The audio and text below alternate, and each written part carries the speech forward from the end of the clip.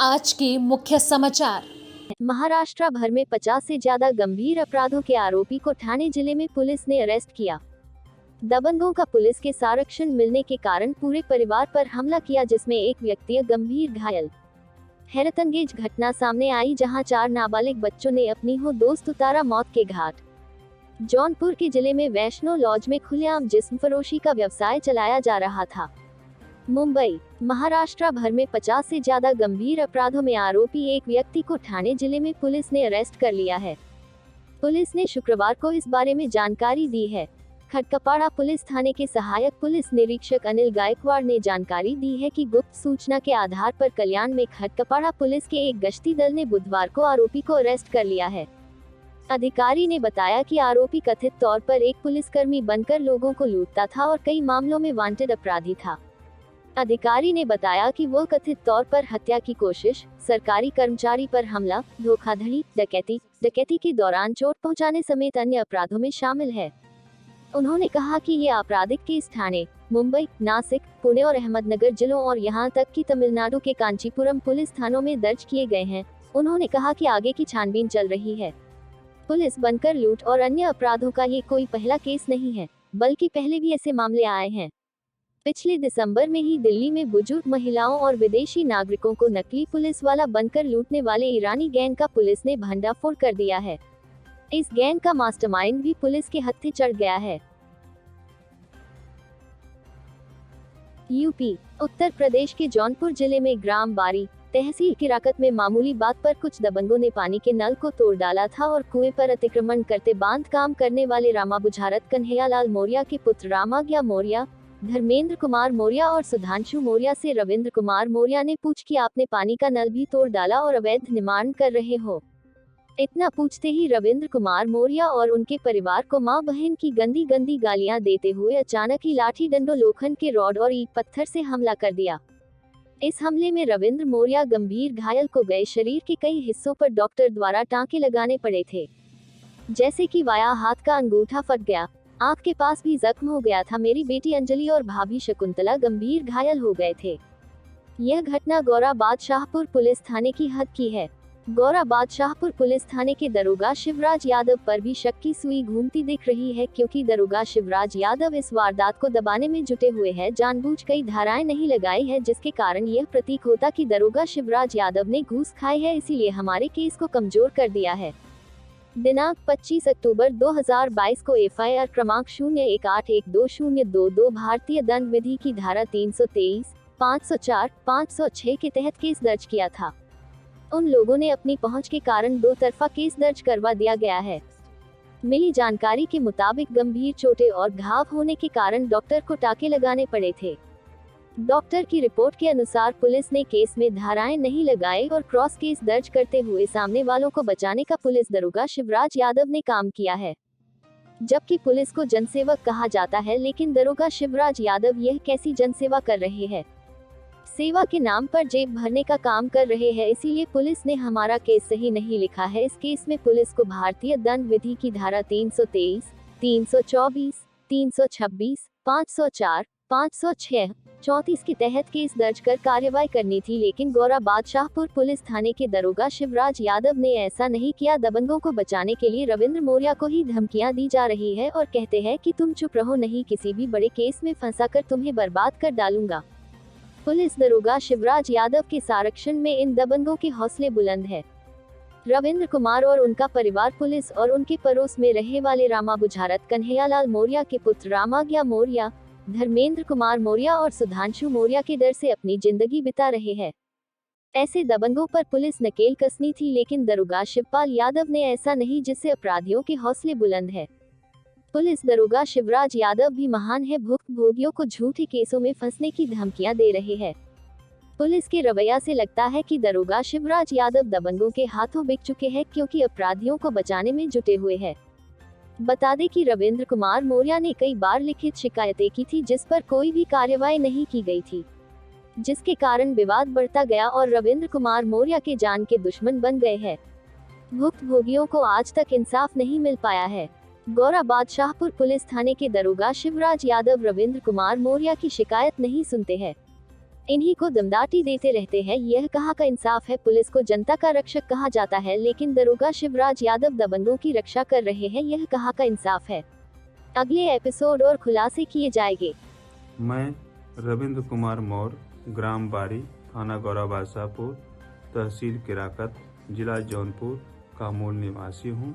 मेरे घर के दरवाजे के सामने सार्वजनिक कुआं था, जो लगभग 150 वर्ष पुराना था, जिसको राम बुझारत मौर्य, कन्हैयालाल मौर्य, पुत्रगण रामज्ञा मौर्य व धर्मेंद्र पुत्र राम बुझारत, निवासी ग्राम बारी, थाना गौरा बादशाहपुर ने दिनांक 24/7/2022 को दूसरे गांव के बदमाशों को बुलाकर उसे जबरदस्ती गुंडई के बल पर ढकवा लिया। जब कुआं ढका जा रहा था, उस समय मैं और मेरे परिवार वालों ने जब विरोध किया, कुआं ढकने का कारण पूछा, तो दूसरे गांव के से बुलाए गए बदमाशों ने मुझसे झगड़ने लगे और यह कहने लगे कि मुझे क्षेत्राधिकारी पुलिस किराकत, थानाध्यक्ष गौरा बादशाहपुर एवं उप जिलाधिकारी किराकत के आदेश द्वारा कुआं ढकवाने आया हूं। जब मैंने उन लोगों से उनका पद और किस विभाग से आए हैं, तो उन्होंने मुझे कुछ नहीं बताया, जिसके बाद मैंने 112 नंबर पर कॉल कर पुलिस को बुलाया। 112 नंबर के पुलिस ने मुझे थाना गौरा बादशाहपुर बुलाकर वहां डांटने लगे और कहा कि उप जिलाधिकारी के आदेश द्वारा कुआं ढका जा रहा है। जब कुआं ढका जा रहा था, उस समय कोई भी सरकारी कर्मचारी, अधिकारी किसी विभाग के उपस्थित नहीं थे, सिवा 4 दबंगों के अलावा। इससे यह प्रतीत होता है कि उप जिलाधिकारी किराकत, क्षेत्राधिकारी किराकत तथा थानाध्यक्ष गौरा बादशाहपुर ये लोग अलग काम करने हेतु अलग से अपने अपने बदमाशों को भेजकर गरीब और असहाय लोगों की जमीन, सरकारी जमीन, कुआं आदि पर अवैध कब्जा करवाते हैं। मुंबई। देश में अपराध की घटनाएं लगातार बढ़ रही हैं। मुंबई से क्राइम की हैरतअंगेज घटना सामने आई है, जहां कथित तौर पर 4 नाबालिग बच्चों ने अपनी ही दोस्त को मौत के घाट उतार दिया। यह वारदात मानखुर्द इलाके की है। मुंबई में पुराने झगड़े के चलते नाबालिग बच्चों की लड़ाई हो गई थी, जिसके बाद 4 नाबालिग बच्चों ने मिलकर अपनी ही दोस्त की चाकू से गोदकर हत्या कर दी। जानकारी के मुताबिक मृतक लड़की की उम्र 16 साल थी।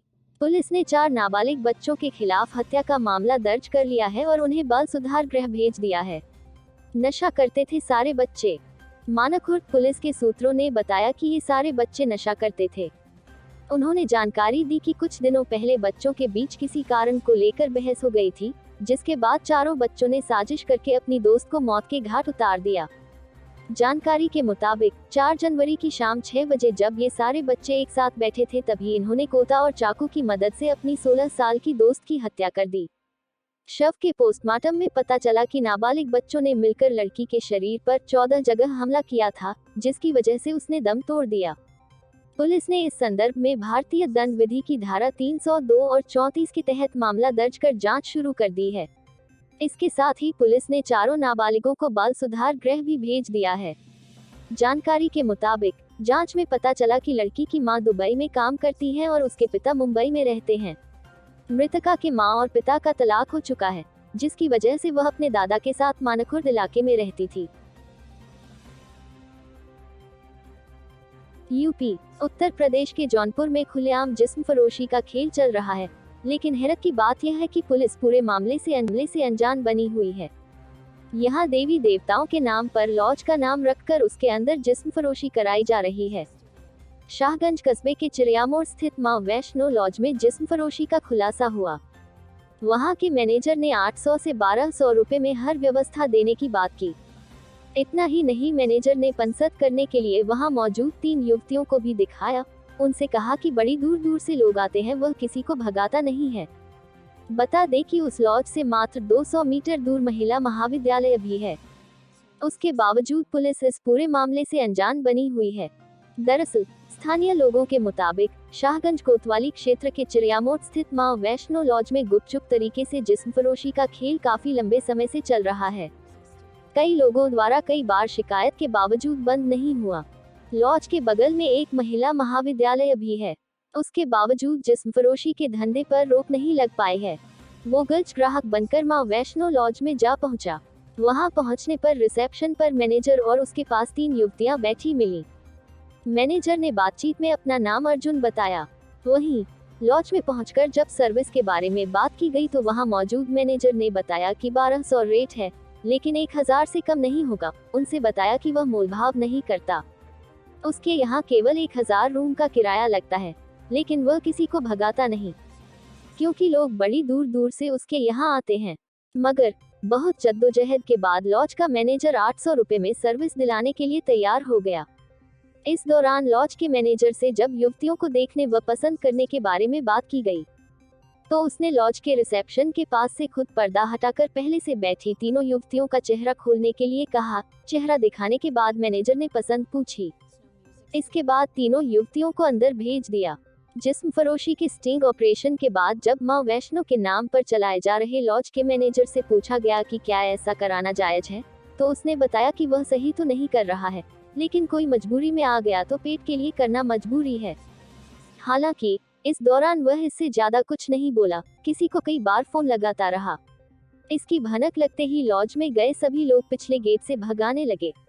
वहीं सबके जाने के बाद मैनेजर भी ताला लगाकर वहां से गायब हो गया। बता दें कि शाहगंज क्षेत्र में मां वैष्णो लॉज के अलावा भी कई होटलों में गुपचुप तरीके से जिस्म फरोशी का खेल चल रहा है। स्थानीय लोगों को पता है, लेकिन पुलिस इस मामले से पूरी तरह अनजान बनी रही है। हालांकि पुलिस इस मामले पर कुछ भी बोलने को तैयार नहीं है। Bureau report, Mumbai.